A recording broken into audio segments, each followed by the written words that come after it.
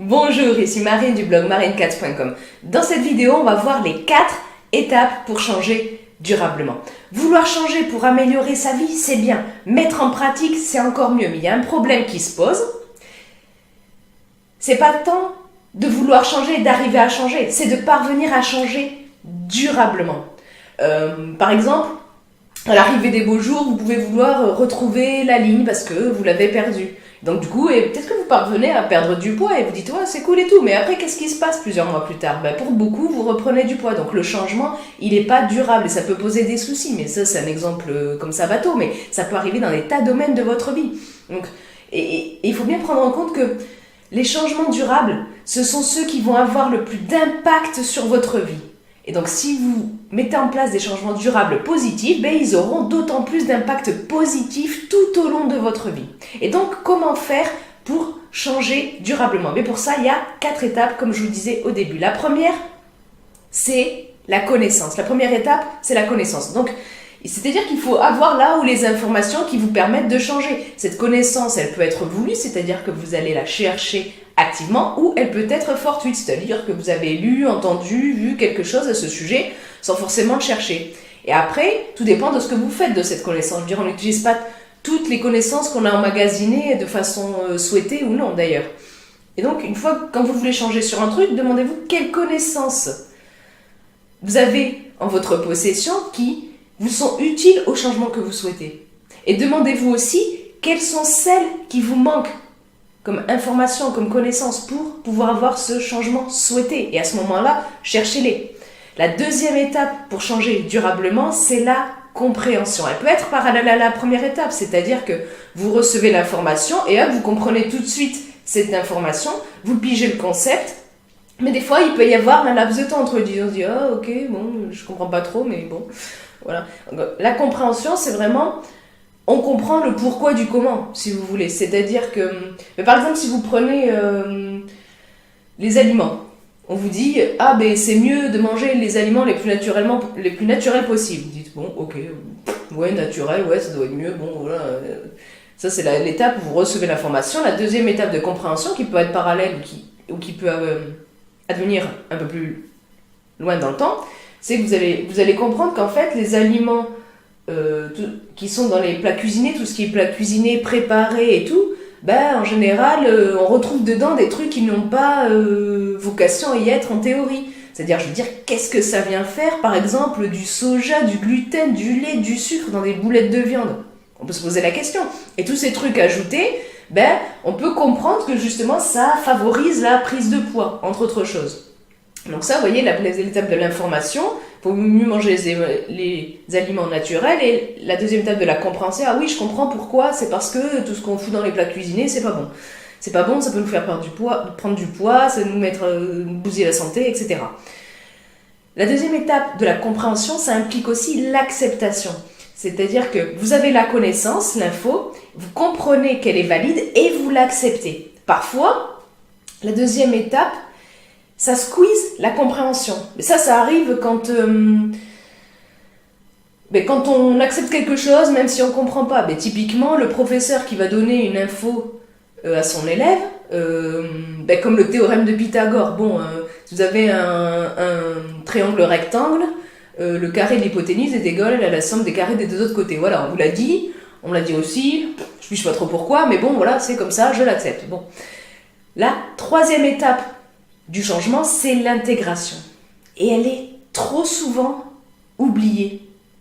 Alors qu'elle est cruciale.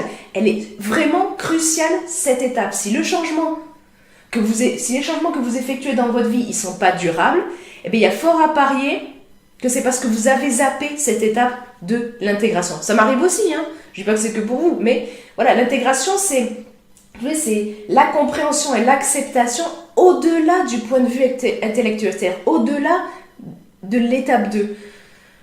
L'intégration, c'est le fait que tout ça, la connaissance, la compréhension, l'acceptation, ça fait tilt. Mais ça fait tilt à un niveau, pas que intellectuel, à un niveau émotionnel, à un niveau viscéral. L'intégration, c'est le pourquoi, c'est la motivation profonde qui va faire que vous ne pouvez pas faire autrement que faire en sorte de prendre en compte ce truc que vous savez maintenant. que vous comprenez et que vous acceptez. Le pourquoi, il faut bien comprendre que de l'intégration, ça doit être intrinsèque. C'est-à-dire que, par exemple, si vous voulez perdre du poids, il ne faut pas que ce soit par rapport au regard des autres. Si c'est ça votre unique motivation, ça n'ira pas. Enfin, ça n'ira pas. Ça pourra peut-être tenir un moment, mais ça ne pourra pas tenir sur la durée. Ça tient rarement sur la durée, un truc comme ça.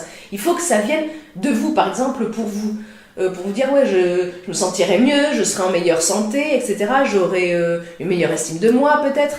L'intégration, mais ce qu'il faut bien comprendre, c'est que c'est pas rationnel. On peut vous dire tout ce qu'on veut sur un sujet. Vous pouvez lire tout ce que vous voulez, entendre tout ce que vous voulez, voir tout ce que vous voulez sur un sujet. Tant que ça fait pas tilt, tant que vous ressentez pas ce truc, cette impression viscérale, émotionnelle, que vous ne le ressentez pas dans vos tripes, et bien ce n'est pas de l'intégration. C'est pour ça, si vous voulez, par exemple, que des personnes intéressées par le minimalisme, par le fait de se désencombrer, ben on a des témoignages comme quoi il y a des gens qui disaient « Ouais, j'habitais là, j'ai tout désencombré à 80%. J'étais contente de moi. Mais après, j'ai déménagé et puis 2 ans après, j'étais tout réencombré de partout. Et rebelote, comme ça 6, 7, 8 fois. Mais comment ça se fait que ces personnes, elles arrivent à désencombrer, mais à un niveau quand même assez important, mais que comme par magie, comme à l'insu de leur plein gré, oui. Bon, elles en viennent à rajouter des choses, à se réencombrer. Mais ça, c'est très certainement parce qu'elles ont manqué l'étape de l'intégration qui permet de poursuivre le changement. C'est-à-dire de rester dans un stade, là, pour le truc du désencombrement, où leur logement est relativement désencombré, quoi, et peu encombré, ou pas du tout encombré. La 4e étape pour un changement durable, c'est bien sûr la mise en pratique. C'est évident, mais parfois on va recueillir des tas d'infos sur un truc qui nous permettrait de changer. Et on veut changer. On veut changer à ce niveau. On a recueilli les infos, on les accepte, on les comprend, mais on ne fait rien. On ne fait rien sûrement parce qu'il manque justement cette partie intégration dont je vous parlais, cette 3e étape cruciale. Et au-delà de ça, la mise en pratique du changement, il faut bien prendre conscience que ça peut impliquer plusieurs modifications, plusieurs changements qui peuvent s'ajouter et que le résultat peut aussi prendre beaucoup de temps à venir. Donc il faut prendre vraiment garde à ne pas tomber dans le piège de la gratification immédiate. Et je vous renvoie vers une vidéo que j'ai faite à ce sujet, vous avez le lien sur lui comme info et en bas dans la description. Aussi, prendre bien en compte le fait qu'on n'est pas tous égaux. Ce qui fonctionne pour l'un ne fonctionne pas pour l'autre. Ce qui est valable pour l'un ne l'est pas pour l'autre. Là aussi, j'ai fait une vidéo à ce sujet, notamment sur le fait qu'on n'a pas tous 24 heures dans une journée. Ça part de ce principe-là. Je vous mets également le lien sur les comme info et en bas dans la description. Et puis je vous mets aussi, si ça vous intéresse, une vidéo là sur les comme info et en bas dans la description au sujet du fait que parfois ce qu'on fait ça ne donne rien. Ça ne fonctionne pas, ça ne semble pas fonctionner. Comment on fait, comment on réagit, qu'est-ce qui se passe? Vous avez le lien en bas dans la description sur lui comme info, comme je disais. Donc un changement durable, en tous les cas, ça implique très souvent de se fixer et d'atteindre des objectifs. Et pour ça, vous pouvez vous aider de la méthode TADEA, simple et flexible. Si vous ne l'avez pas encore, je vous mets un lien en bas sous la vidéo dans la description. Je vous l'offre avec plaisir. Vous avez juste à cliquer pour télécharger la méthode TADEA. Et donc, c'est sûr que la mise en pratique, c'est pas l'étape la plus simple. Mais si vous avez fait les 3 précédentes étapes, et surtout si vous n'avez pas zappé la 3e de l'intégration, alors la mise en pratique, le changement en action est beaucoup plus facile. Ça ne veut pas dire qu'il est facile, c'est bon, les doigts dans le nez, mais il est beaucoup plus aisé. Le changement durable, si justement vous avez respecté les 3 premières étapes, et notamment si vous n'avez pas zappé la 3e. Je développe tout ça, toutes les 4 étapes pour changer durablement dans l'article beaucoup plus complet lié à cette vidéo. Vous avez le lien en bas dans la description et notamment je développe notamment la 3e partie, l'intégration qui est beaucoup plus développée que je l'ai fait là dans la vidéo. Et donc vous dites-moi dans les commentaires ci-dessous,